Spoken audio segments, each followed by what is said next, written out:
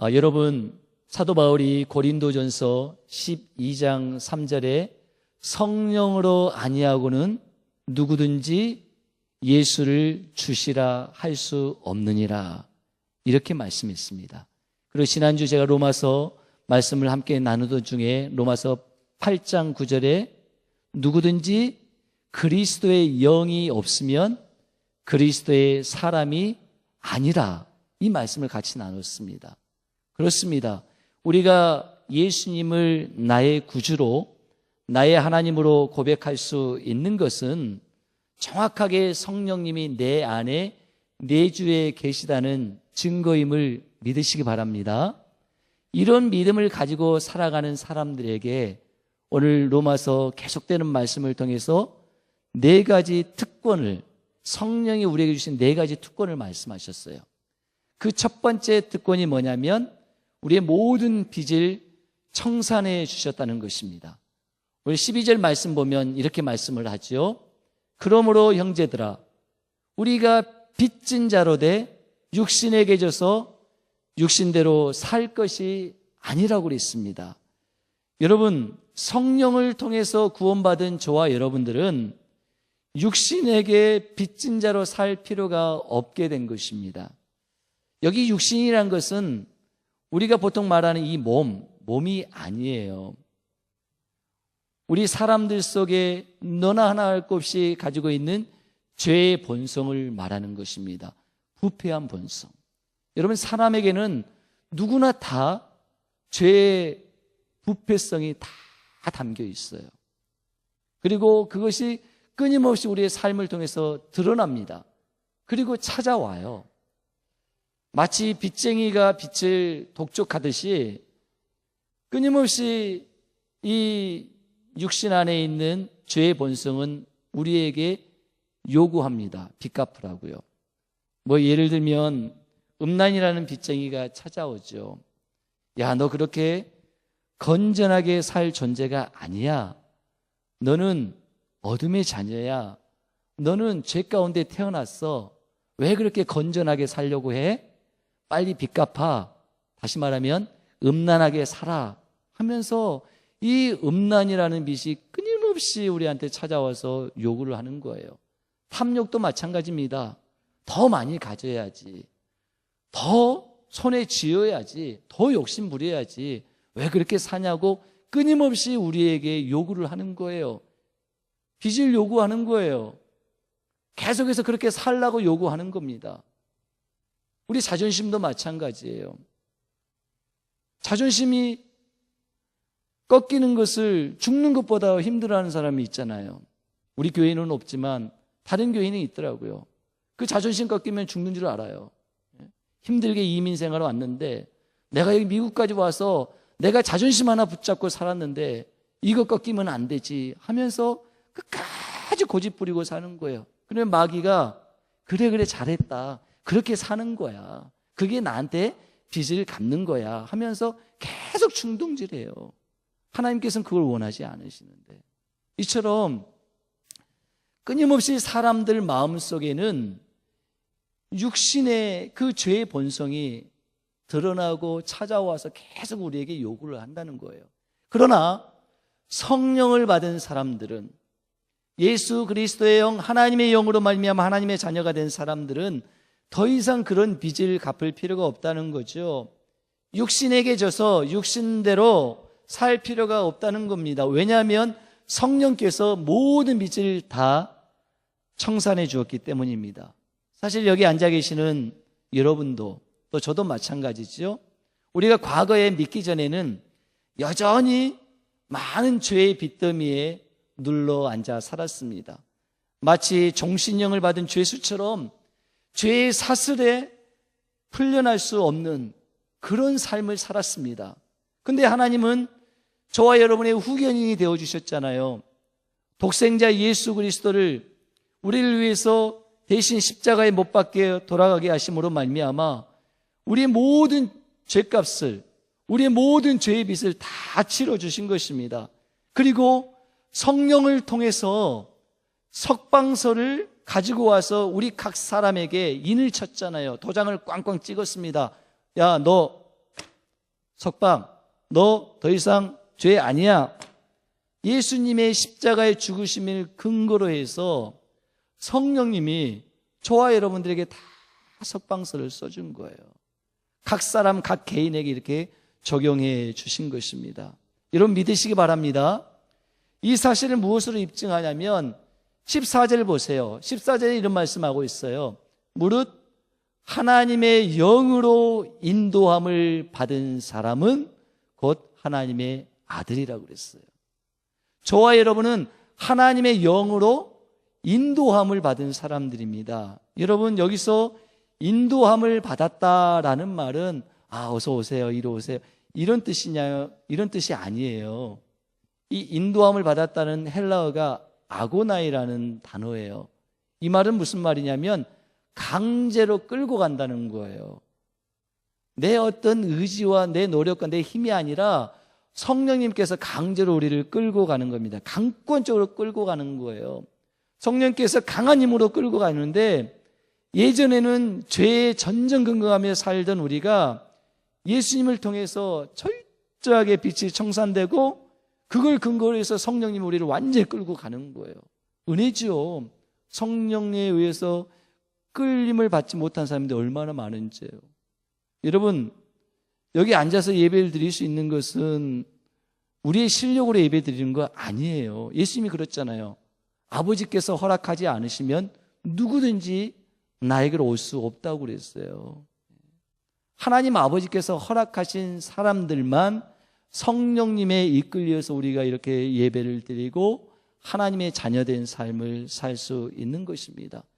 매 순간마다 성령의 아고나이의 축복이 우리에게 있기 때문에 죄에 대해서는 노라고 할 수 있는 것이고 하나님에 대해서 의에 대해서는 예스라고 하면서 우리가 살 수 있는 것입니다. 모두 성령이 역사하시는 거예요. 진리의 성령님께서 말씀을 깨우쳐 주시고 그렇게 살아서는 안 된다라고 끊임없이 우리에게 충동하기 때문에 그 말씀을 의지하여서 우리가 이렇게 믿음 생활을 할 수 있다는 사실을 믿으시길 바랍니다. 그래서 13절에 뭐라고 하냐면 13절에 너희가 육신대로 살면 반드시 죽을 것이로되 영으로서 몸의 행실을 죽이면 산다고 그랬어요. 여러분 우리가 몸의 행실을 죽일 수 있느냐 그게 아니에요. 영으로서 몸의 행실을 죽이면 산다고 그랬어요. 여러분 몸의 행실이란 것은 성령이 죽이는 것이지 우리가 죽이는 게 아니에요. 그렇잖아요. 우리가 신앙생활 하다 보면 알잖아요. 내가 예수님 믿고 하나님의 자녀되고 구원이 내 안에 임하였지만 구원의 완성은 예수님이 재림하시는 그날의 완성이 돼요. 아직도 여전히 우리는 구원의 시작과 구원의 완성 사이에서 이 성화의 과정에서 끊임없이 몸부림치는 거예요. 사도 바울이 고백했던 것처럼 오호라 왜 이렇게 나는 공고한 사람인가? 과연 누가 이 사망의 몸에서 나를 건져낼 사람이 누가 있단 말인가? 하면서 그렇게 살아갈 수밖에 없는 연약한 존재들이 저와 여러분이라는 것입니다. 그런 우리가 어떻게 성령의 소욕을 쫓아서 지난주에 우리가 말씀을 나눴던 것처럼 성령의 바람으로 우리가 늘 아름다운 열매 맺는 삶을 살 수 있을까요?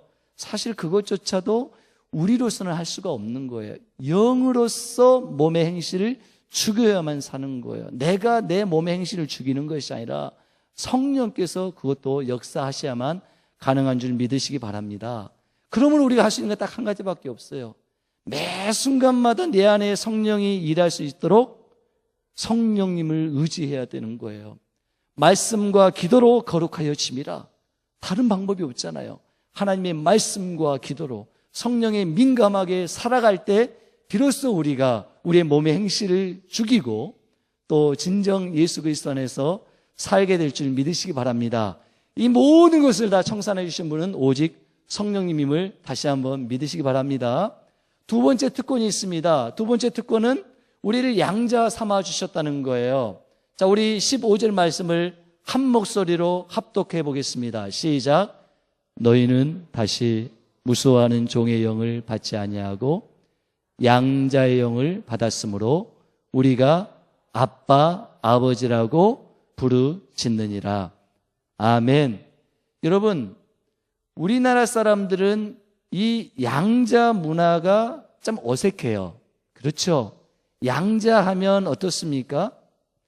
마치 그 양자라는 신분 자체가 뭔가 떳떳지 못하고 조금 감추고 싶은 그런 문화가 한국 문화 속에 있는 것 같아요. 하지만 이 로마서가 기록될 당시에 이 양자라는 이 단어는 달라요. 당시 로마 사람들은 양자가 큰 특권을 누릴 수 있는 어떤 신분으로 인식되었습니다. 사람들은 누군가를 양자로 택한다거나 내가 누군가에 의해서 양자로 택함을 받는 그 자체를 대단한 자부심으로 여겼다고 해요. 또한 그 양자가 되는 그 과정 자체가 굉장히 까다롭고 복잡했다고 합니다. 양자로서 어떤 신분이 상승되는 그 수업을 받아야 되는 거예요. 그리고 그 모든 과정을 거쳐서 양자가 되면 어떻게 됩니까? 비로소 양자가 누릴 수 있는 모든 특권이 주어지는 거예요. 뭐 재산뿐만 아니라 신분 자체까지도 이렇게 상승이 되는 거예요. 전에 내놓은 이야기에 의하면 여러분 잘 아시잖아요. 네로 황제. 네로 황제도 양자였다고 해요. 그리고 복음서에서 나오는 누가복음에 나오는 가이사 아구스토, 옥타비아누스죠. 그리고 안토니우스도 나오는데 그 클레오파트라를 중심으로 해서 악티움에서 해전을 벌였던 그 옥타비아누스나 그런 안토니우스 같은 그 위대한 걸출한 당시의 황제에 버금가는 그런 통치자들도 대부분 로마 시저의 양자였다는 그런 후문이 있습니다. 그만큼 이 당시에는 양자 문화 자체가 발달되어 있었고 양자라는 그 자체의 특권이 굉장히 컸음을 알 수가 있습니다. 그런 의미로 오늘 말씀을 보게 된다면 여러분, 하나님께서 저와 여러분을 양자 삼아주셨다는 거예요. 성령을 통해서 양자형을 허락해 주셔서 하나님의 자녀 삼아주신 겁니다. 죄의 사슬에서 신음하던 저와 여러분들을 아들 예수 그리스도를 인간으로 보내셔서 십자가에 죽게 하심으로 말미암아 그리고 다시는 죄에 죽어가는 무서워하는 종의 영이 아니라 양자의 영을 우리에게 부어주신 것을 믿으시기 바랍니다. 여기서 중요한 것은 저 다시라는 단어예요. 다시의 밑줄 꺼졌잖아요. 너희는 다시 무수하는 종의 영을 받지 않았다. 다시. 이 말은 하나님께서 우리를 양자 삼기 위해서 성령을 보내주시고 우리를 구원하시는 것은 결코 흔들릴 수 없다는 거예요. 확실하다는 겁니다. 영원하다는 것입니다. 과거 죄의 영으로 결코 돌아갈 수 없음을 여기서 말씀하고 있는 것입니다. 그러면서 우리에게 주신 특권이 뭐냐면 아빠 아버지 이렇게 부르짖는 거예요. 하나님을 향해서 아빠 아버지. 여러분 이제 부르짖을 때는 보통 언제 부르짖습니까? 다급할 때 부르짖잖아요. 그렇죠? 저만 그런가요? 네? 뭔가 부르짖을 때는 다급할 때 부르짖죠. 그리고 저 부르짖는다는 저 단어 속에는 다급할 때만 부르짖는 것이 아니라 행복할 때, 기쁠 때, 그때 부르짖을 때 저 단어를 써요. 헬라어. 마치 어린아이가 아빠에게 아빠, 하루 종일 보지 못한 아빠가 이제 밖에서 일하고 들어왔을 때 아빠는 그 자식은 아이는 아빠만 기다리는 거예요. 아빠가 딱 나올 때 아빠 하고 달려가는 그런 뉘앙스가 저 안에 담겨 있는 거예요. 여러분 생각해 보세요. 내 아이가 어린 아이가 이른 아침에 자고 있는데 방에 들어와서 아버지 지난밤 옥체 일양 망강하시온지요. 뭐 그런 아이가 어디 있겠습니까? 만약에 아이가 그런다고 생각해 보세요. 얼마나 징그럽습니까? 네? 아이고 기특한데 뭔가 좀 그거를 받아들일 수 없죠. 아이는 아이다워야죠. 네? 아빠 일어나세요. 아빠 피곤하신가 보네. 아빠 힘내세요. 우리가 있잖아요. 막 그런 노래처럼. 그러면요 아빠로서는 되게 어떻습니까? 밤새 풀리지 않는 스트레스가 이제 싹 풀리겠죠. 예? 피곤도 다 사라지겠죠. 여러분, 하나님도 마찬가지예요. 우리에게 양자의 영을 부어주셔서 하나님의 양자가 된 거예요. 그래서 하나님을 아빠, 아버지라고 마음껏 부르짖고 기도하고 찬양하고, 예? 하나님에 대해서 구약시대 때는 감히 불가능했던 일들이 우리에게 다 허락해 줬잖아요. 은혜의 보좌 앞에 담대히 나아가서 기도할 수 있도록 성전의 휘장문을 가르시고, 하나님 앞에 예수 그리스도를 통해서 누구든지 나가서 부르짖고 기도하고 찬양할 수 있게 해주셨잖아요. 여러분 믿습니까? 근데 참 이상한 분들이 있어요. 하나님을 마치 이웃집 아저씨처럼 취급하는 분이 있어요. 하나님께 요청하지도 않아요. 기도하지도 않고 찬양하지도 않고. 우리 교회 말고요, 다른 교인들이 그러더라고요. 여러분, 하나님 아버지께 아빠, 아버지라고 부르짖는 이 양자의 특권을 절대 놓치지 마세요. 언제 하겠어요? 여러분 천국 가세요? 이런 기회 없어요. 천국 가서는 하나님께 찬양하느라고 정신 없어요. 이 땅에 있는 동안 그걸 우리에게 허락하신 거예요. 그래서 성경에 기록해 놓으신 거예요. 그렇게 살라고요. 너 이제 달라. 너 신분 자체가 바뀌었어. 양자의 특권, 어마무시한 그 특권을 너에게 주었어. 너 왜 그렇게 사니? 부르시죠. 아빠, 아버지 요청을 해. 이렇게 말씀하는 겁니다. 이거 절대 놓치지 마세요. 저는 분명히 말씀드렸습니다. 나중에 하나님 나라 가지고 하나님 우리 교회 목사님이 그런 말 한마디도 안 해가지고 저 기도도 안 하고 그냥 대충 살고 왔어요. 절대 그런 말 할 없깁니다. 아셨죠? 대답 안 하시네요. 자, 우리 세 번째 특권이 있습니다. 그게 뭐냐면 내적인 확신을 주셨어요. 성령님이. 자, 우리 16절 보겠습니다. 16절에 보니까 성령이 친히 우리의 영과 더불어 우리가 하나님의 자녀인 것을 뭐 한다고요? 증언하신다고 그랬습니다. 여러분, 성령님은요, 매 순간마다 우리가 하나님의 자녀인 것을 증언을 해주세요. 예를 들면 우리가 예수 믿기 전에는 거짓말하는 것이 때로는 습관적이었고 뭐 거짓말에도 아무런 가책이 없었는데 예수 믿고 나면 달라요. 그죠? 실수로라도 혹시 거짓말해도 어떻습니까? 가슴이 벌렁벌렁하고 그렇잖아요. 불편하잖아요. 왜 그렇습니까? 너 하나님의 자녀야. 성령께서 우리 안에 그런 사인을 주시는 거예요. 예배 드리는 것도 마찬가지예요. 여러분, 우리가 믿기 전에 일요일날, 제 일요일이라고 표현하겠습니다. 일요일 되면 늦잠 자고 친구랑 놀러 가고 영화 보고 그게 마냥 좋아요. 저도 예전에 예수 믿기 전에 그랬거든요. 그냥 쉬는 날 노는 게 그게 좋습니다. 하지만 지금은 어떻습니까? 주일날 늦잠 자서 예배를 빠지거나 혹시 예기치 못한 일로 예배를 못 드리면 마음이 불편해요. 내가 하나님 앞에 예배를 못 드리다니 하면서 마음이 너무나도 불편한 것을 느낄 수 있습니다. 왜냐하면 성령님께서 내가 하나님의 자녀인 것을 그 마음을 통해서 증거해 주시는 것입니다. 여러분, 이런 걸 못 느끼는 사람 혹시 있습니까? 혹시 우리 가운데? 내가 하나님 말씀대로 살지 못하고 그냥 내 멋대로 사는데도 전혀 마음의 양심에 꺼리낌이 없는 사람 혹시 있습니까? 손 한번 들어보세요. 네, 없는 걸로 알고 있습니다. 만약에 그런 게 없는 사람은요, 심각하게 생각해 봐야 돼요. 내가 진짜 하나님의 자녀가 맞는지, 내가 확실하게 구원받았는지 꼭 체크해 보셔야 돼요. 진짜예요. 제가 말씀드립니다. 목사님에게 찾아서 상담 받으셔야 돼요. 그럴 가능성이 높은 겁니다. 여러분, 성령님은요, 하나님의 자녀된 우리를 절대로 그냥 두지 않습니다.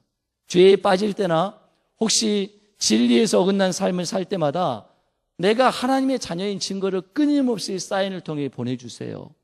때로는 채찍도 때리세요. 제가 총각 때 11조를 한번 떼먹은 적이 있어요. 11조를. 제가 군대에서 예수님 믿었는데 처음에 군대에서 예수님 믿으니까 제가 하사였으니까 월급이 많으면 7만 원 받는데 7조는 11조 떼기 쉽잖아요. 안 쉽습니까? 저만 쉬운. 아무튼 쉽더라고요. 그런데 이제 제가 제대를 해서 이제 대학 들어가기 위해서 노가다를 했어요. 서울 명동에 있는 그 그랜드 호텔 스카이 라운지에서 일을 하는데 이제 벽돌을 메고 이제 올라갑니다. 얼마나 수고해서 월급을 받는데 150만 원을 받는 거예요. 아니 맨날 이등병 때는 6천 원 받다가 병장 때 10,000원 받다가 하사 때 7만 원 받다가 이제는 군대 제대해가지고 딱 한 번 일했는데 150만 원 받으니까 11조 얼마예요? 15만 원이에요. 그 당시 90년도니까 150만 원 굉장히 큰 돈이었거든요. 15만 원도 큰 돈이었는데 못 하겠는 거예요. 왜냐하면 이게 학비였거든요. 제 학비는 제가 해결해야 되기 때문에. 그래서 그걸 떼먹었어요. 어땠을까요? 하나님이 아유 잘했다. 그렇지 힘들 때는 11조 안 해도 돼. 그건 너 학비잖아. 그랬을까요? 아니요. 계속 때리시더라고요. 얼마나 제가 두들기 맞았는지 두 손 두 발 다 들고 하나님 제가 평생 하나님께 돈 안 떼먹겠습니다. 네, 그런 경험이 있어요. 여러분 어찌 보면 하나님의 사랑의 터치예요. 성령께서 매 순간 우리를 터치해 주시는 거예요. 내적인 확신을 그런 환경을 통해서 우리에게 확인해 주시는 것입니다. 여러분 성령이 주시는 내적인 확신을 경험할 수 있기를 축복합니다. 마지막 네 번째입니다. 성령이 주신 특권은 우리로 상속자로 삼아주셨어요. 상속자가 되게 하셨어요. 우리 마지막 17절 한번 읽어보겠습니다. 시작. 자녀이면 또한 상속자 곧 하나님의 상속자요 그리스도와 함께한 상속자니 우리가 그와 함께 영광을 받기 위하여 고난도 함께 받아야 할 것이니라. 아멘. 여러분 자녀라면 당연히 뭘 받아야 돼요?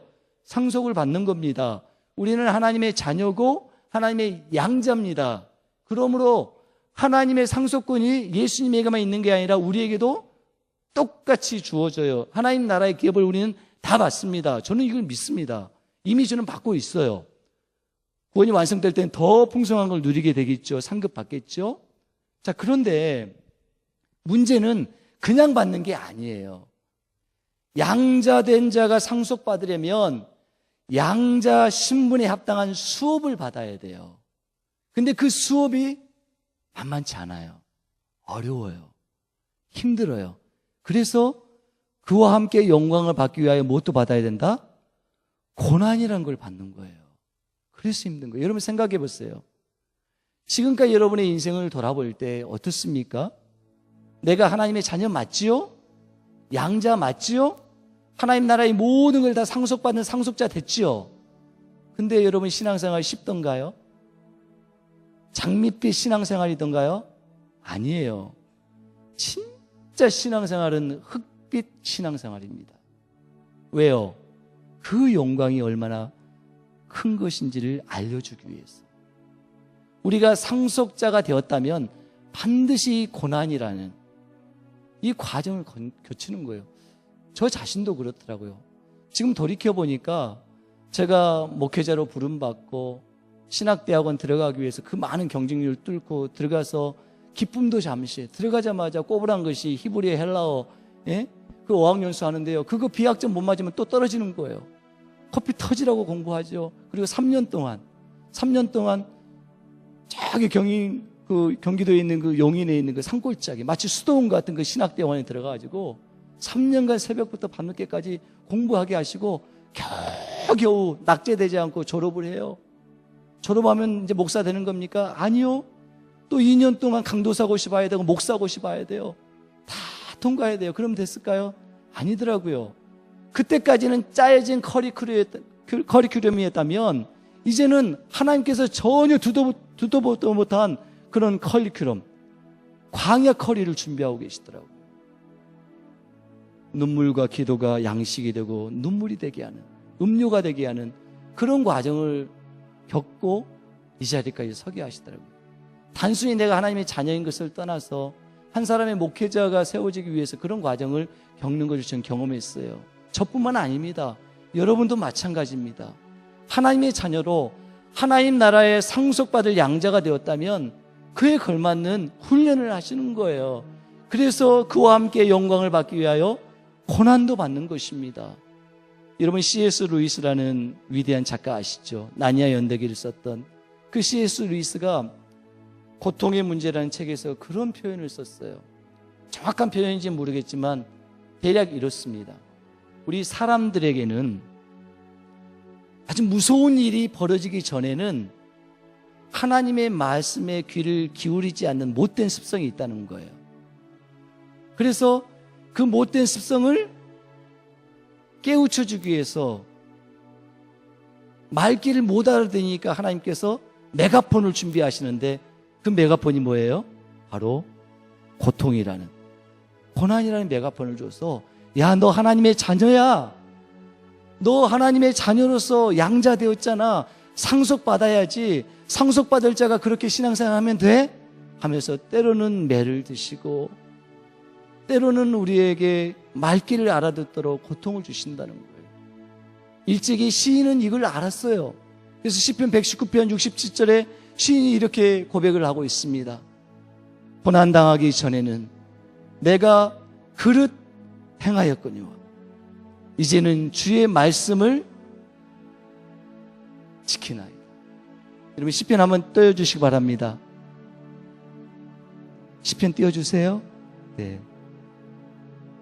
고난당하기 전에 내가 그릇 행했어요. 근데 이제는 주의 말씀을 지키게 되더라는 거예요. 그리고 71절에 이렇게 말씀하고 있습니다. 우리 다 함께 읽어보겠습니다. 시작. 고난당하는 것이 내게 유익이라. 이로 말미암아 내가 주의 율례들을 배우게 되었나이다. 아멘. 그렇습니다. 고난이 유익이에요. 그 고난을 통해서 하나님께서 우리 각자에 갈아가신 주의 율례를 배우게 되더라는 것입니다.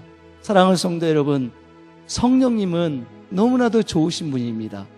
저와 여러분들을 얼마나 사랑하신지 몰라요.